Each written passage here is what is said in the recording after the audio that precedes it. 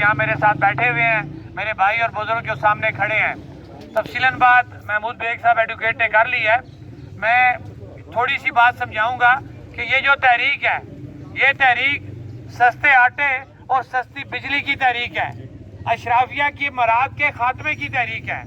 ये आम गरीब बंदे की बात कर रहे हैं हम, ये किसी का कोई जाती इसमें मसला नहीं है।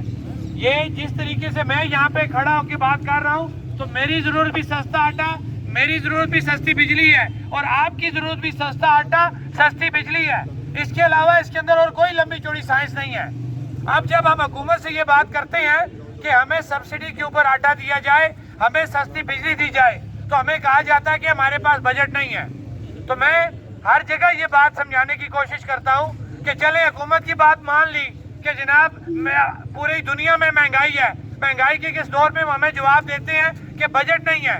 तो मैं उसी हुकूमत से, उसी वज़ीर-ए-आज़म से ये पूछना चाहता हूँ कि इतना सा ये आज़ाद कश्मीर है कि रावलपिंडी और गुजरांवाला की आबादी इससे ज्यादा है, जिसको एक डिप्टी कमिश्नर और एक कमिश्नर चला रहा है। तो आप ये बात बताएं कि जब गरीब आपसे कहता है कि सस्ता आटा सस्ती बिजली दें, तो आप कहते हैं कि हमारे पास पैसा नहीं है, और दूसरी तरफ अपने इक़्तिदार को तूल देने के लिए आपने 48 बंदों को झंडियां लगा दी, मिनिस्टर और मशीर बना दिया।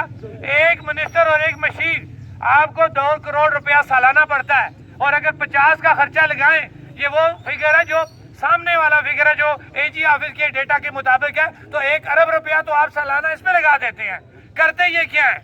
हम उसी तरह सड़कों पे हैं, सड़कें टूटी हुई, अस्पताल वीरान, कि जहाँ पे कोई जाने का ही वो, मैं ये कहूँगा अस्पताल नहीं, वो तो दवाखाने हैं, या वो अड्डे बने हुए जनाब, वहाँ पे जाओ रेफर किया जाता है अहमदाबाद या रावलपिंडी।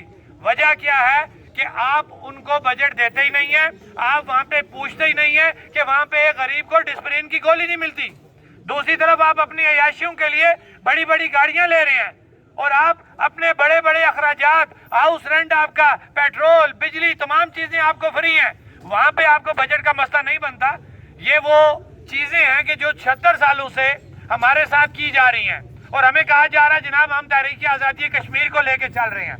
और मुझे ये बात बताएं, आप किस तहरीक आज़ादी कश्मीर की बात कर रहे हैं? आप यहाँ बात करते हैं, बेग साहब ने भी ये बात की, मैं एक और पॉइंट पे ये बात करूंगा कि आप हमें कहते हैं जनाब हम इंडियन एजेंट हैं, हम राह के एजेंट हैं।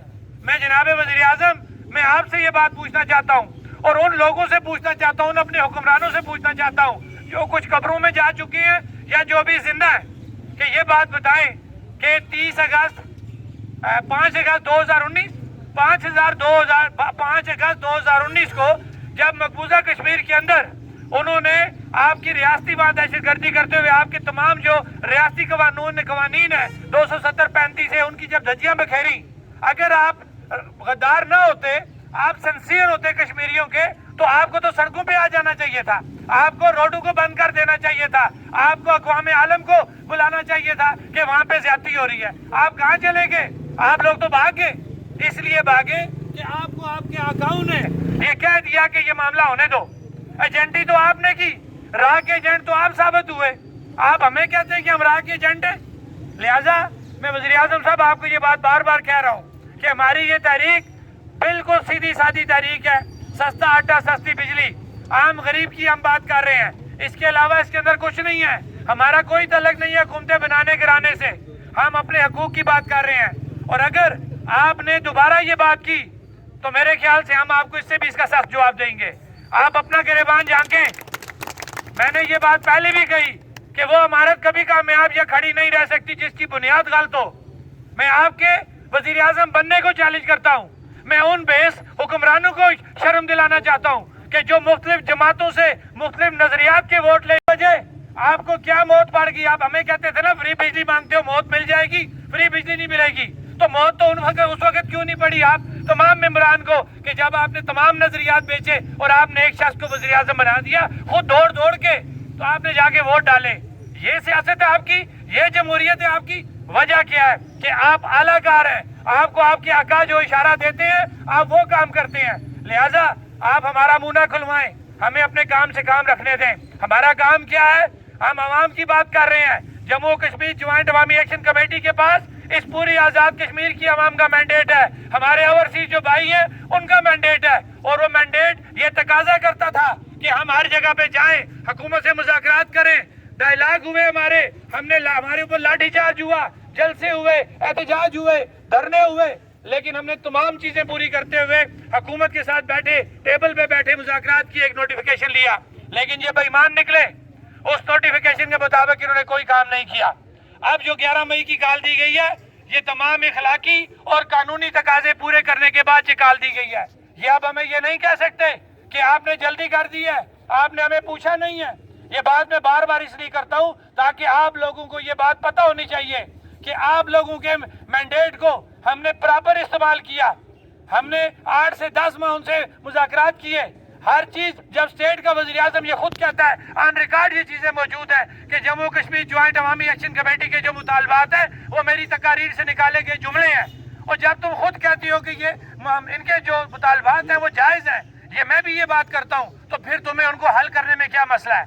मसला क्या है कि तुम बदरीयत हो, तुम इस अवाम के खैर ख्वाह नहीं हो। खाली वज़ीर आज़म नहीं, ये जितने लोग जो आपने असेंबलियों में भेजे हैं, इनके मफादात सस्ता आटा सस्ती बिजली देने में नहीं है। इनके मफादात बड़ी बड़ी 2 नंबर स्कीमें, बड़ी बड़ी गाड़ियां और बड़े अयाशी करने में इनके मामलात होते हैं। लिहाजा इनको अवाम के साथ कोई नहीं है। लेकिन इनको मैं ये बात बता देना चाहता हूँ, अवाम बाशऊर हो चुकी है, अवाम ये समझ चुकी है।